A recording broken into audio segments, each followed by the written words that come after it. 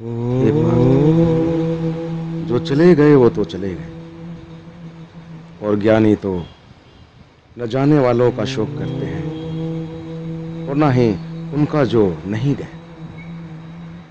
वो तो ना विगत के लिए शोक करते हैं और ना ही अगत के लिए। तुम्हारी शैली तो ज्ञानियों की ही है, किंतु बात तुम मूर्खों जैसी कर रहे हो। शोक करने से पहले ये तो देखो कि तुम जिनके लिए शोक कर रहे हो वो तो शोक के योग्य है ही नहीं। तो क्या पितामह और गुरु श्रेष्ठ आचार्य शोक के योग्य नहीं है केशव? यदि वो शोक के योग्य होते तो मैं ऐसा कहता ही क्यों?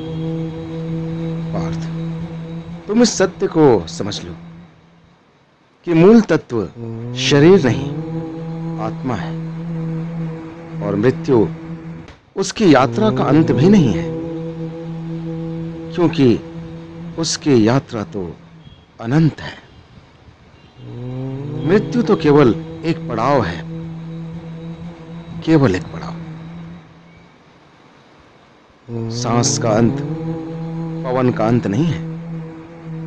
यूं समझो पार्थ कि प्राणी तो पहले बालक होता है, फिर वो बालक युवा हो जाता है, फिर वो युवा वृद्ध और फिर मृत्यु।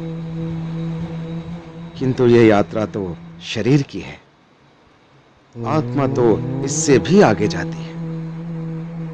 वो एक शरीर को त्याग कर कोई और शरीर धारण कर लेती है। इसलिए जो यात्रा मृत्यु पर समाप्त हो जाए वो तो केवल शरीर की यात्रा है पार्थ, केवल शरीर की यात्रा।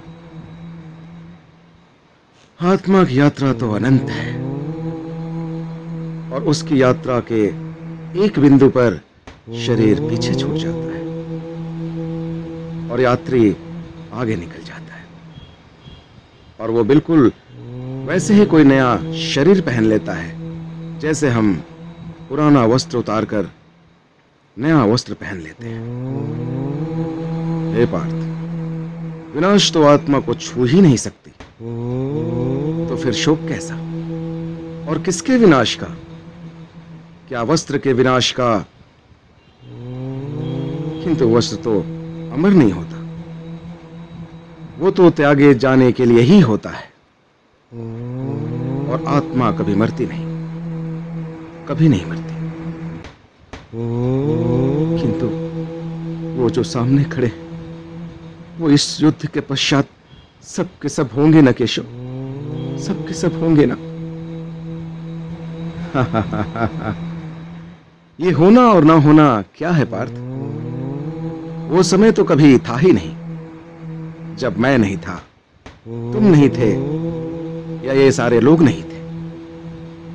और ना ही वो समय कभी होगा जब मैं नहीं होऊंगा, तुम नहीं होगे, या ये सारे लोग नहीं होंगे। तो फिर तुम ये किस भ्रम में पड़ रहे हो पार्थ? क्या वर्तमान जीवन ही संपूर्ण जीवन है? नहीं पार्थ, वर्तमान जीवन संपूर्ण जीवन नहीं है। हम थे भी, हम हैं भी, और हम होंगे भी। अब रहे ये सुख दुख, तो इनका क्या है? ये तो ऋतुओं के भांति हैं, आते जाते रहते हैं। हे कुंती पुत्र, जो सुख और दुख दोनों ही को समान समझे और उससे प्रभावित हुए बिना ही उन्हें झेल जाए, वही स्थिति प्रज्ञ है, और वही मोक्ष का अधिकारी भी है। हे भारत, मारने और मरने की आशंका से मुक्त हो जाओ, क्योंकि मृत्यु तो केवल उसी की हो सकती है जिसका जन्म हुआ हो। आत्मा तो कालातीत है, काल से भी परे है।